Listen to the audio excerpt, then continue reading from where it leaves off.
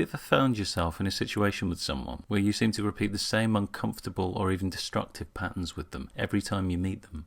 For instance, you might feel you're never able to say no to a particular person, or that someone in your life always puts you on the defensive with a constant stream of criticism.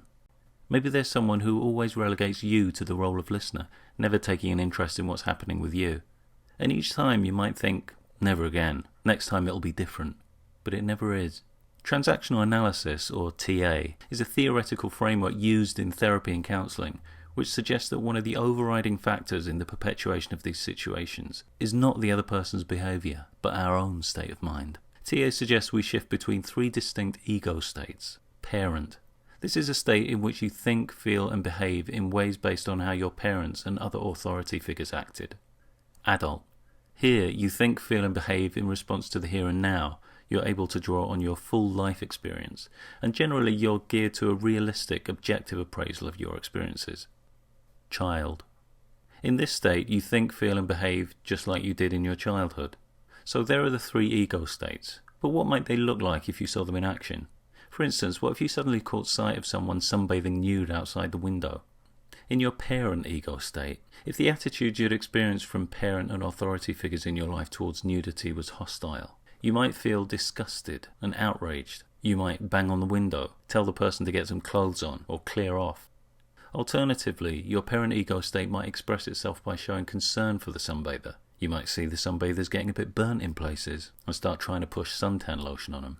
So here we have the two typical manifestations of the parent. We have the controlling parent, who judges and seeks to manipulate people to do what they say. Then we have the nurturing parent, who wants to look after people. Going back to the window, instead of moving to a parent state, we might move to child. As a child, you might have been taught that nudity was shameful and trained to avert your eyes, to feel embarrassed or even guilty. If you felt and did these things, you'd be in your child state. Now there's another side to the child state that doesn't give a damn about what people think. It does exactly what it wants to do. This child might see the sunbather and think, that looks fun. I'm going to rip off all my clothes and join them, whether the sunbather likes it or not. So again, there are two sides to this state. There's the side where the child's adapted itself to the demands of parents and other authority figures, and the free child, who just does what it likes. What does the adult state look like? Well, the adult state is the most open to information in the here and now. The adult enjoys its own spontaneous responses, not responses programmed into it by authority figures. Having no big judgments about nudity, the adult has no need to suppress it. The adult's aware that we all have bodies and isn't threatened or disgusted by that reality. Fundamentally, the adult respects the sunbather as an equal. The big buzzwords here are respect and awareness. Unlike the parent and child states, the adult isn't subdivided. That's because it's thought to have access to all information, and that's one of the reasons that it's often a goal of TA therapy to strengthen the adult state. This isn't to say the parent and child states are bad. Later in the series I'll be looking at the positives they can give us, like structure and creativity. But because of their very limited awareness compared to the adult, the parent and child aren't great ones to rely on. To illustrate why, let's go back to the start of the video, where I spoke about finding yourself in endlessly repeated patterns of negative behaviour with some people. What state would you say these folks are in? Well, it's not going to be adult. Let's look at why that is. We move between the ego states all the time, but not in a random way. We change states in response to the thoughts and events we experience. Events, thoughts and memories that seem unfair might put us in our parent state, where we become judgmental, angry or superior. Events, thoughts or memories that embarrass us might put us in our child state, where we might feel ashamed and think we're bad. We change states in response to people too. Here are a couple of examples of how that might happen. Bill is Jackie's boss. Jackie comes in late and misses an important meeting. You're useless. I know. I'm sorry. Let's look at what happened there. Bill had been in his adult state. Seeing Jackie, he was angry and switched to parent, criticising her harshly. Jackie had also been in her adult state, but in response to being shouted at, she moved to child, where she felt small and bad and meekly apologised. Another example. Dan lives with Mike. Dan finds a spider in the shower. He has a fear of spiders. There's a spider. I can't go in there. Don't worry, I'll take care of it. Again, let's look at the ego states. Dan might have started out in adult deciding to have a shower, but then seeing the spider switches to child, feeling scared and helpless. Mike was in his child state, but seeing Dan brought out his protective, nurturing parent. Notice what the arrows are doing in both cases. They're aligned. These are said to be complementary interactions, or transactions, and they have an important property because, in theory, being complementary, they set up a reciprocal pattern in these situations that could be maintained indefinitely. But not all transactions are complementary. Let's go back to Bill and Jackie. You're useless. Don't you dare talk to me that way. Here we have an initial parent statement aimed at Jackie's child, but here Jackie responds by moving to her parent, feeling and expressing outrage. This is called a crossed interaction, reflecting the crossed arrows. Unlike complementary transactions, which are seen as stable and can go on indefinitely, crossed transactions are highly unstable, and one of two things tends to happen. Either the transaction will stop, or there'll be a shift of ego state in one of the parties to create a new, stable, complementary transaction, like this. You're useless. Don't you dare talk to me that way. You've missed the meeting. I don't care what I've done. You don't talk to people like that. But now you can bloody well apologise. I'm waiting. I just meant that... I said I'm waiting. Okay, I'm sorry. I don't think you mean it. Right, that's it. I'm reporting you for harassment. Look, I am. I'm really sorry. So what started out as Bill trying to put Jackie in a child state ended up with Bill firmly in the child state and Jackie as parent. Now that the transaction shifted, it can stay like that, with Bill perpetually submitting to Jackie.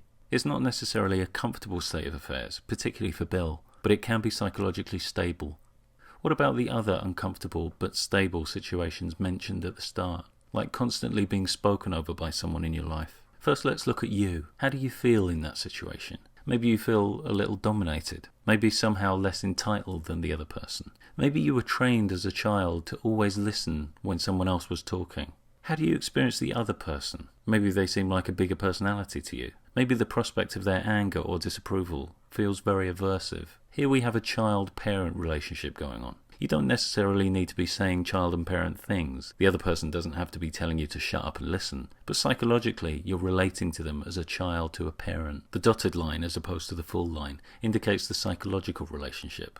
Why wouldn't this happen to the adult? Well, as an adult, unlike the child, you don't feel inferior or entitled to less. You feel equal. You might have been taught that it's polite to listen when somebody else is talking, but as an adult, you're aware that listening politely is a strategy that works in some, but not all contexts. As an adult, you choose the most appropriate strategy for the situation. Other people don't seem bigger personalities than you. You give them credit for being able to respond to you in an adult way, and if they can't, that's because of their own shortcomings, not yours. Also, you don't fear disapproval as an adult. You can hear disapproving comments and weigh it for yourself whether or not they feel accurate. If they do feel accurate, unlike the child who can get lost in unproductive guilt or anxiety at this point, the adult can simply decide to change their behaviour. If it doesn't feel accurate, the adult can simply reject the feedback. What about a situation where someone always gets you to do favours you don't want to do? Maybe they seem to act small and helpless. They might use a whiny, pleading voice. And what does that bring out in you? Maybe you feel responsible for their emotions. Maybe you feel like the bigger, more capable person. Here we have a parent-child relationship going on, again psychologically. Would this happen to an adult? Again, as an adult, you see yourself as equal, no more intrinsically capable than them. Where you are more capable at a particular thing, you know it's because you worked at it yourself, so constantly doing that thing for someone else actually prevents them from becoming capable. You don't feel responsible for others, but for yourself. You see others as equals, not as small and helpless. And following on from that, you feel comfortable saying no, partly because you give credit to the other person for being able to accept the word no in an adult way. And again, if they can't do that, as an adult, you're aware that it's their shortcoming, not yours.